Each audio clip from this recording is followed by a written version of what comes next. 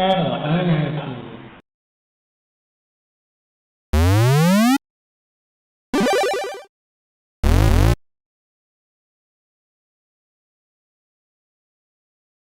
Okay, so since this is the first episode of No Nostalgia Retro Gaming, just a couple things I want to quickly point out here. So I want to kind of give the full experience of getting into these Commodore 64 games, so I'm going to be showing like the full loading process for these videos.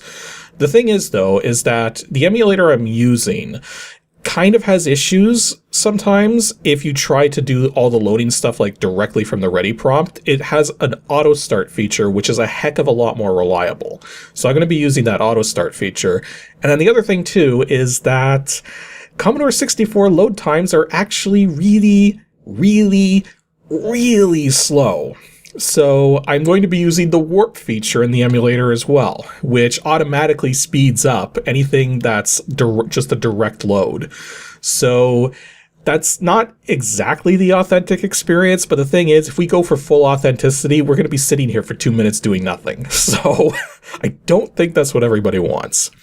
And also a lot of Commodore 64 openings also do a flashing effect with the borders or sometimes with the full screen. If any of that happens, I'm going to have a low contrast filter put over top of everything so that you can actually look at the screen and not get your eyes seared out.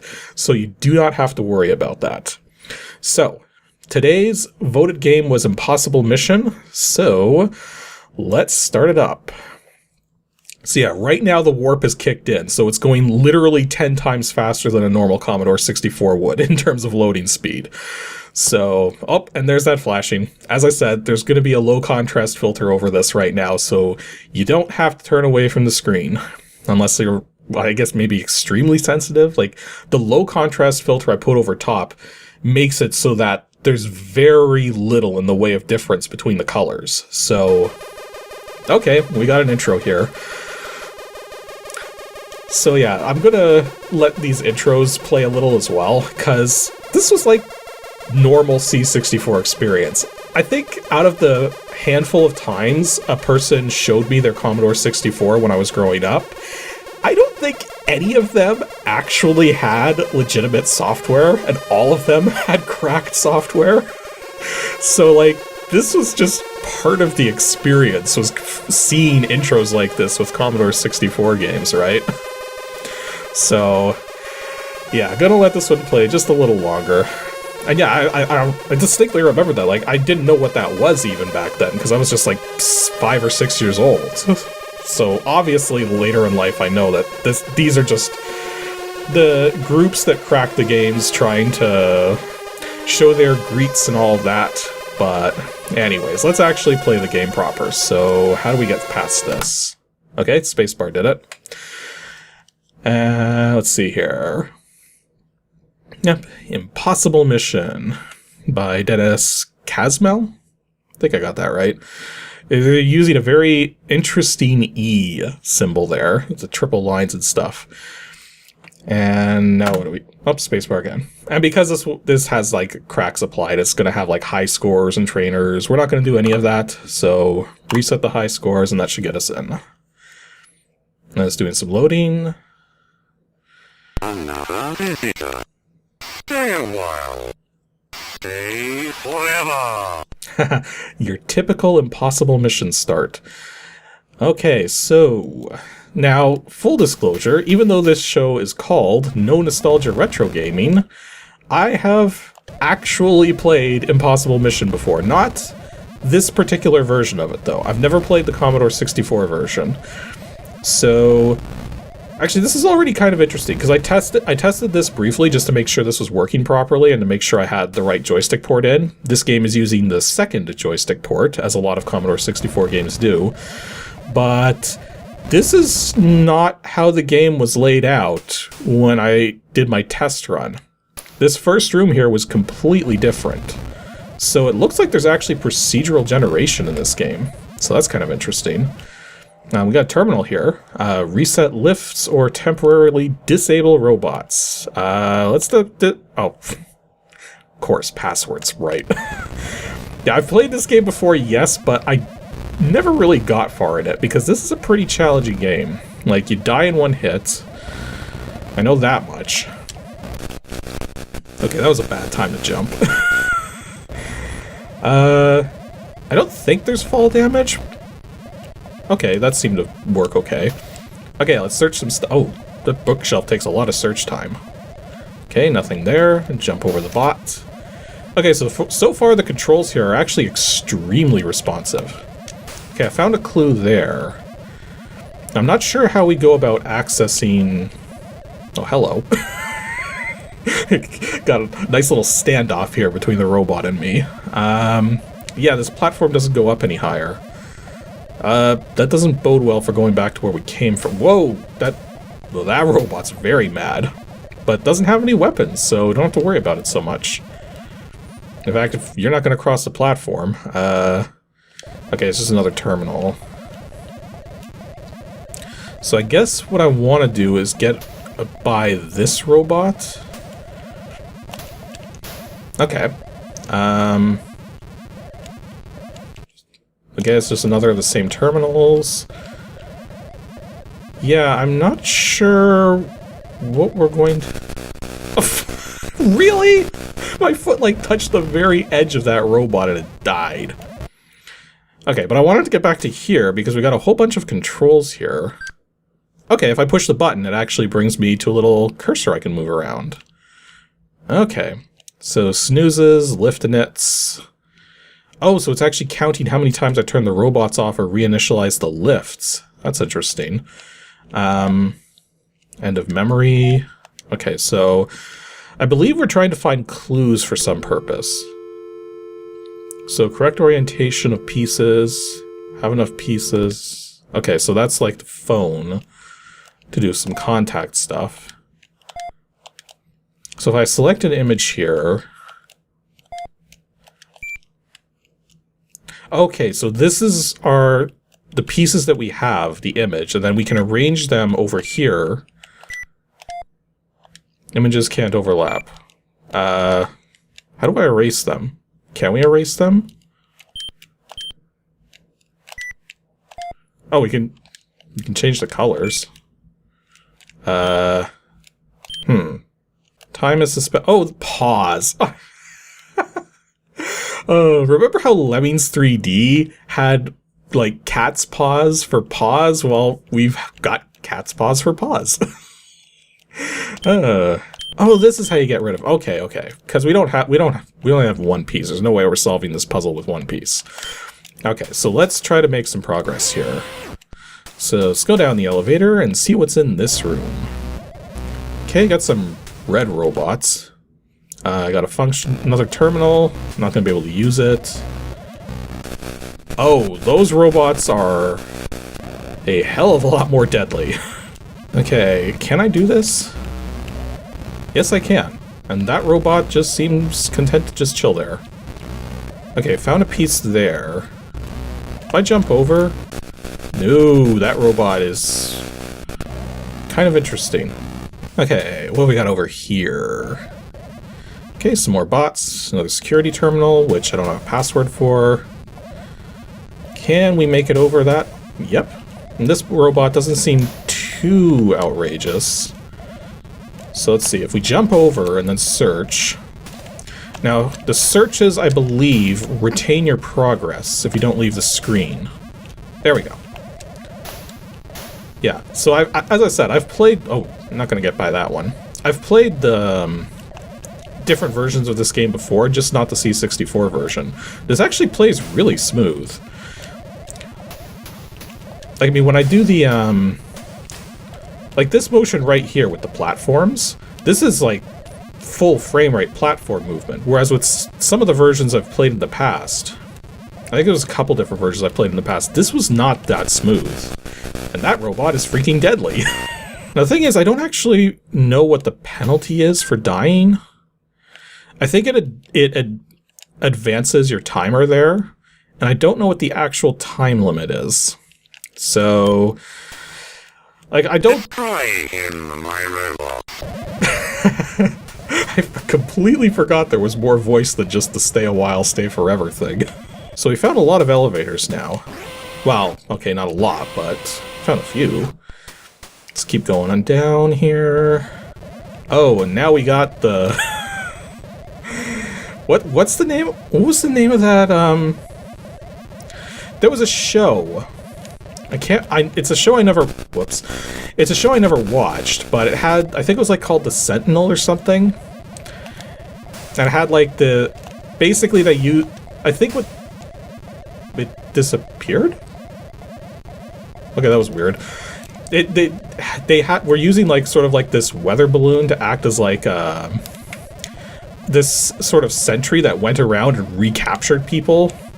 And apparently it was, like, really freaking scary for this thing to approach or something. I don't know. Okay, well, so far this room doesn't seem too outrageous, because the robots can't go across the platforms. Like, we're finding pieces... Oh, that actually moves all of that. Interesting. You know what? That's what I should have been doing with the elevator shafts, is going all the way up and down to see the extents of these shafts, to see just how many connections there are. This elevator shaft connects to freaking everywhere. Holy jeez. Okay, well, I know that that top section to the top left there, that doesn't really connect to anything else. So let's see what's down this way. Maybe we'll find something extra. Ooh. Ooh. We got a checkerboard computer screen that's ginormous. This has to be important. Wait, is this just Simon Says? Ack. Okay, so that flashed. That was... Yeah, I'm gonna have to edit that flashing, because that was pretty egregious. I put in the 4 things. Okay, if you hit the purple bar, it gets you out of it. Okay, let's try that again. Okay, that's weird. I thought it was a Simon Says sort of thing, because that seemed to work for the first iteration, but now it doesn't? Okay, so it seems like there's probably more to this puzzle than I thought there was, so we'll have to come back to that at another point. Depending on how long we play the game for. I'm still not entirely certain how long I want these episodes to be, but I'll figure that out eventually. Okay, so that robot there seems to have an utter disdain for anybody using the candy machine. But I'm just gonna sneak up behind it and just search this little desk because it doesn't seem to give a care. Okay, it looks like we found a piece there. How am I gonna get to that candy machine? I want that candy. I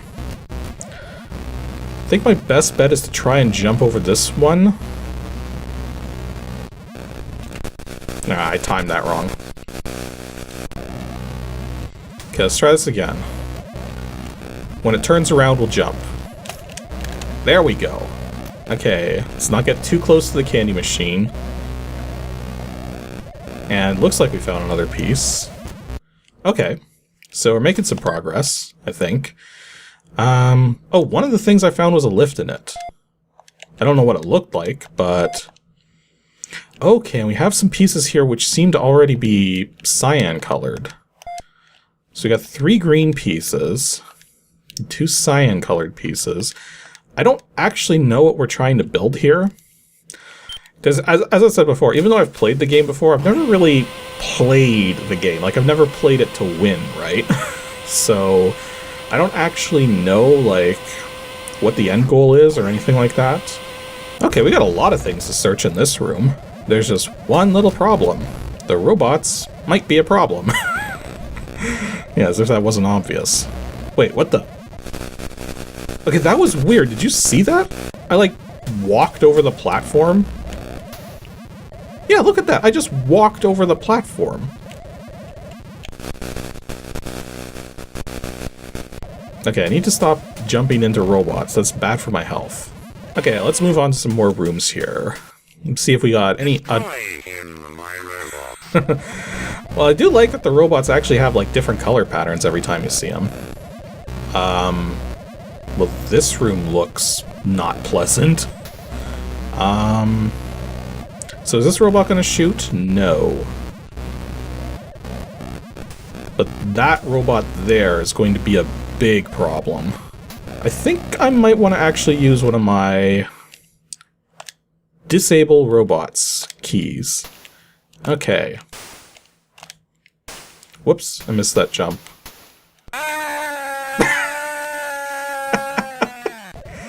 Oh, and now it's the robots are re-enabled. Do I still have the key? No. Well, that's not very pleasant. If you lose a life, it's like all wasted. And you know there's going to be something stuck in here, because this room, you have to get over these robots somehow. Interesting. Maybe this room is possible to do. Not going to be pleasant, but I think it might be possible. Okay, so let's go up here. Jump over. Ah. Okay, if I exit and come back in, will it reset the platform? No.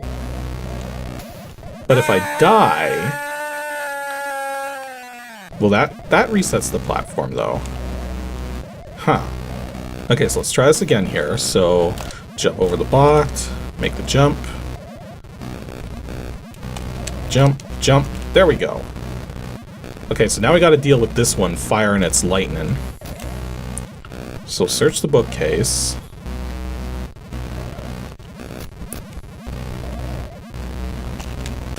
Oh, it went one extra cycle. There's like 1 pixel from the thing, so it went 1 more cycle before turning around to blast me with electricity. Because the thing is, I need to jump over it just as it's turning around.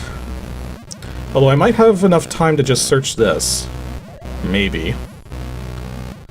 Okay. Nah, I jumped too soon, no! But if I'm not in the air when it turns around, I'm not gonna avoid its lightning. So, let's wait for it. There we go. Now, what to do about this? Maybe I can just... Given what happened earlier with walking over the gap, maybe we can just walk over this. Nope. Well, that's not good. I mean, theoretically, we could reset the lifts and then not have to worry about losing a life. Yeah, that just resets everything. If I jump from a standstill... Okay, jumping from a standstill clears approximately 6 of those little tiles. Well, that's not pleasant. That means if I jump from here, I'm going to land in that hole that's 3 ahead. Well, if I jump from the edge, though... Okay. No! I almost had it! Not gonna let this screen defeat me, because this one feels possible. Like, this actually feels possible despite the name of the game. And so long as I jump from the very edge of these, I should not fall through the holes. Okay, was it worth it? Is there anything in this lamp? There's a lift reset. Well, that was a waste of way too much time and effort. I mean, I'm finding more pieces and stuff, but... Okay, another lift reset. This room doesn't seem so bad. Ooh, but these things are going to take a bit of search effort, so... Lure the robots away a bit. Jump over. Get more searching done. Nothing there, and another piece there. Okay, now I gotta get out of here. Also, really, what is the point of this lift? Yeah, I don't get it. Like, why is there a lift there? Nope, we got another one of those ball sentries in here. Although I have no idea what happened with the one that we saw before. What happens if the ball sentry actually gets us? Let's see. I'm somewhat or it got eaten by the robot. Does it come back if we actually leave the room? Yeah, it comes back. Okay, I'm gonna get down here. Oh no, it just disintegrates us.